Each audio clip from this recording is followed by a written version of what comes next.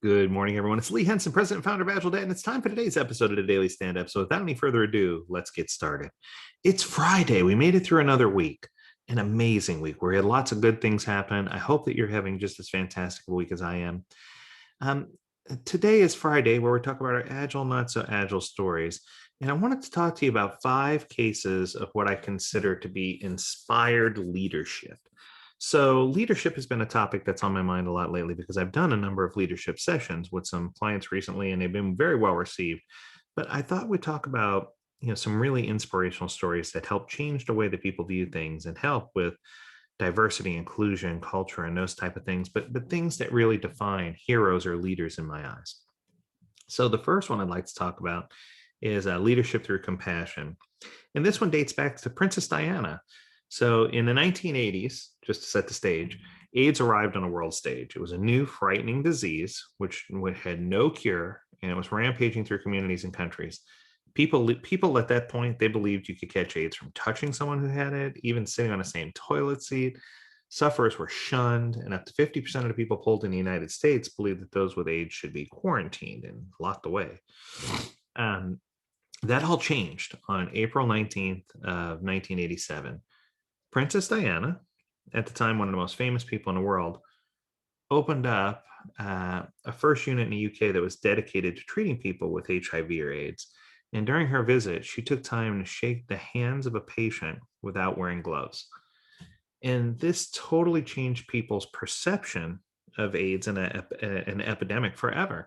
And I'm grateful for her because I personally have known people who are affected by HIV and by AIDS. And what I can tell you is it's good to know that there are people out there who understand and who listen to science and who are willing to take a chance or take a risk or make a change so that they can show the world that things aren't exactly as they are perceived. That empathy, that love that she showed was just fantastic. And that in my mind is a good example of leadership through empathy. If we're talking about leadership through survival, we want to talk about Malala Yousafzai's campaign for female education. So Malala grew up in northwest Pakistan, where the Taliban had often banned girls from attending school, and she became a vocal supporter for female education when a Taliban gunman shot her 3 times in the head in an assassination attempt. Think about that. She survived, and the attack provoked worldwide outrage, and in Pakistan, it led to ratification of the Right to Education Bill.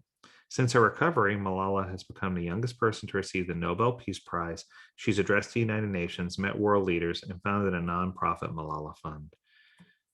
This to me is incredible.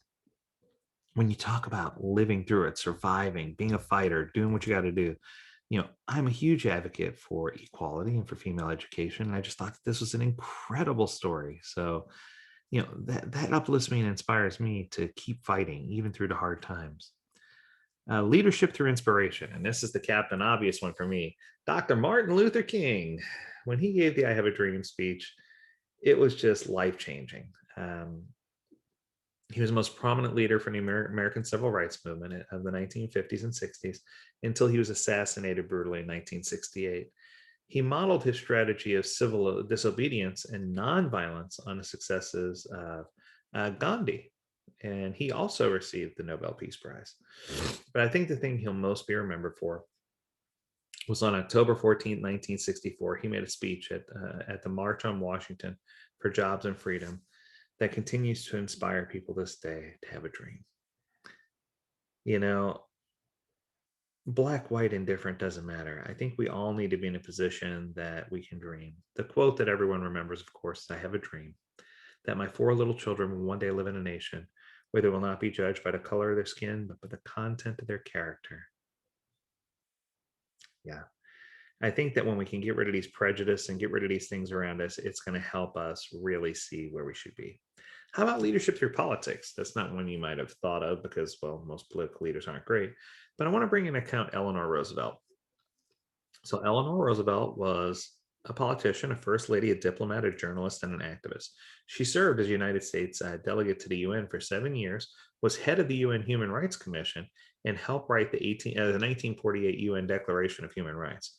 She redefined the role as First Lady and led by example, advocating for civil rights for African and Asian Americans, the rights of World War II refugees and for a greater role for women in the workplace and society. Before her death, she was described as one of the most esteemed women in the world, and her work and legacy still forms cornerstones of our societies today. I mean, that's pretty cool. I do a lot of work with women in the Agile community, but I think that this is just a good example of how even a single woman can make a big change, right? Yeah, it can make a big ripple, make a wave. Then we have leadership through camaraderie. It was Luis Rozoa, the foreman of the 33 men who were trapped in a Chilean mine for 70 days. I don't know if you remember that, but back in 2010, there was a collapse at the San Jose copper mine in northern Chile, and it trapped 33 men 700 meters underground.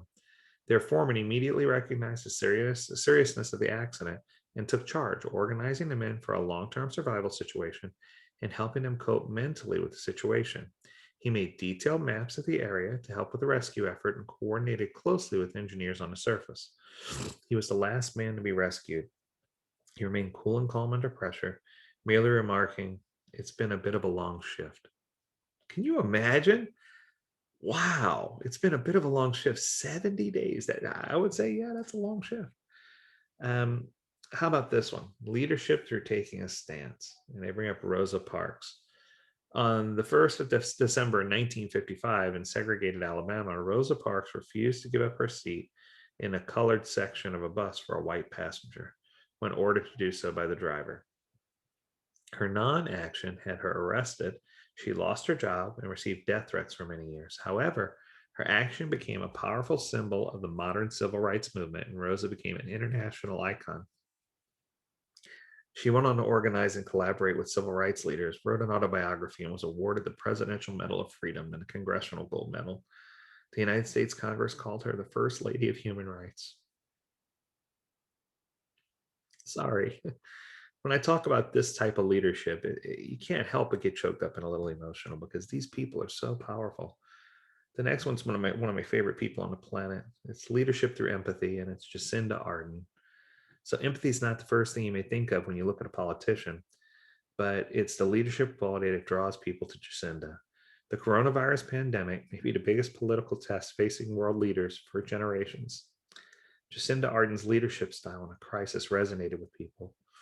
In March of 2020, she hosted a Facebook Live event ahead of New Zealand's lockdown. Apologizing for her casual dress, she began by explaining she had just put her child to bed and wanted to check in with everyone.